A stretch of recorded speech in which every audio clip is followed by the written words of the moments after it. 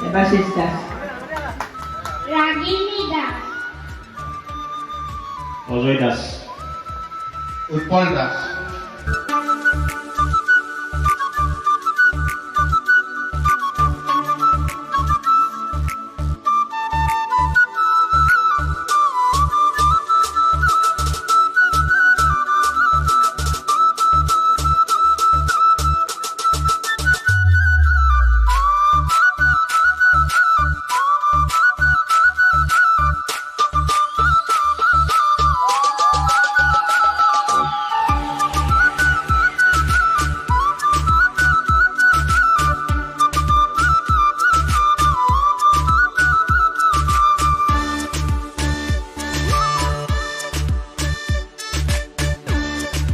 দুয়াকাৰ কিনা তেখেতে কোৱাৰ কাৰণে মই অনুৰোধ ৰাখিছোঁ। বহুত বহুত ধন্যবাদ দাদা। বতৰো খুব বেয়া, আপোনালোকে গম পায়। যিখিনি ভিডিঅ' মই বানি আছোঁ প্ৰত্যেকে হয়তো অৱগত। বৰপেটাত যিমানখিনি মই ঘূৰি আছোঁ মানে বহুত এনে অভাৱী মানুহ আছে আজিৰ সময়ত 1 কেজি আলু কিনা 1 কেজি জিকা কিনাৰ কাৰণে সমৰ্থ নহয়। ৰেচনৰ চাউলখিনি পায় কিন্তু তেল কিনাৰ কাৰণে সমৰ্থ নহয়। আজি কিছুদিন আগতে গম পায় পাটবাউসীৰ এটা পৰিয়ালৰ যিটো ঘৰ আছিল বেৰাখন লৰি আছিল, মানে এখন লাৰি দিলি বেৰাখন লৰে, আৰু তাতেই দুটা গাভৰু ছোৱালী মাক বাপেক এখন বিচনাত বাগাত দিয়ে। কিবা কাৰণত যদি অলপ জোৰকৈ বাটা আহে সেই ৱালখন তাহাৰ গাত পৰে।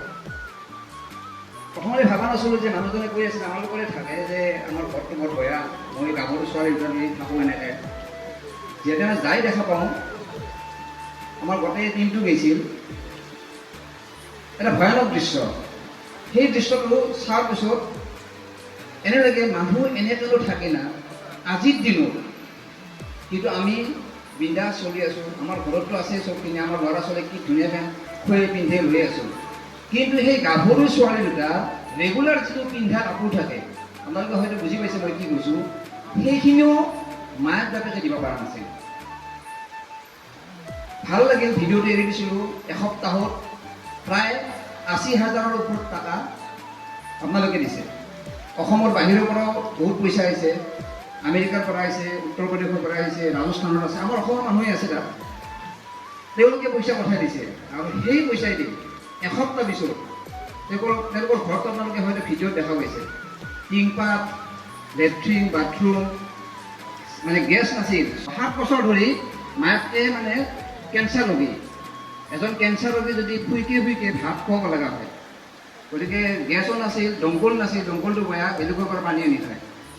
গাভৰু ছোৱালী দুটাই মানে গা ধুব লাগিলে এখন প্লাষ্টিক আড়াল দিয়ে, আৰু প্লাষ্টিকত ভিতৰত গা ধুই আহে।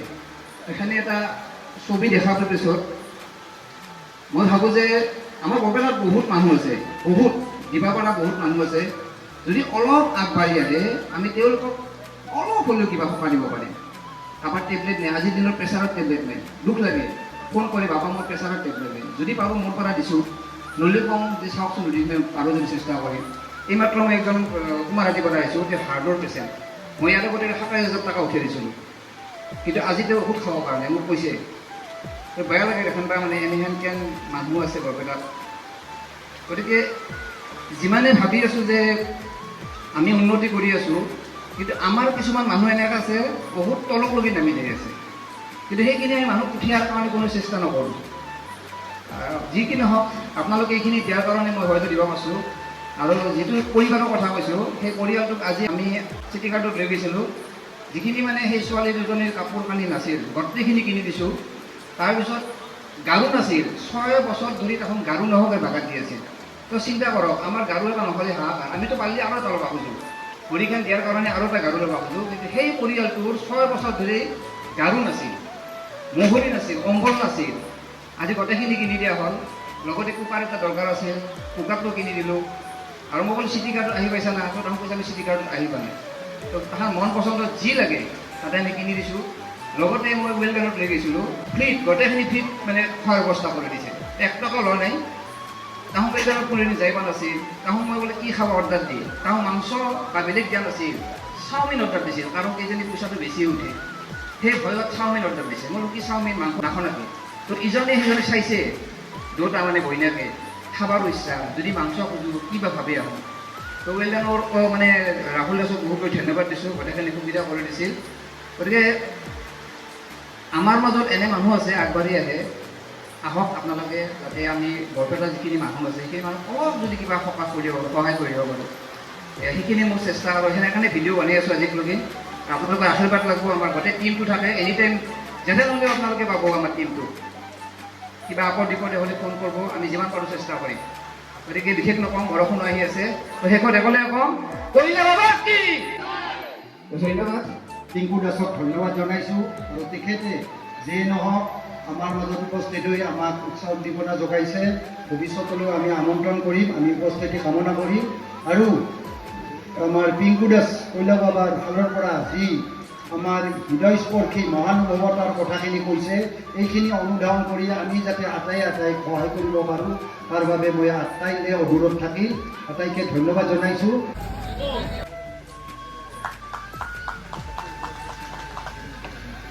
সোনকালে চলাই নিয়ে আৰু আমাৰ আমন্ত্ৰিত শিল্পী আমি মাজৰাতি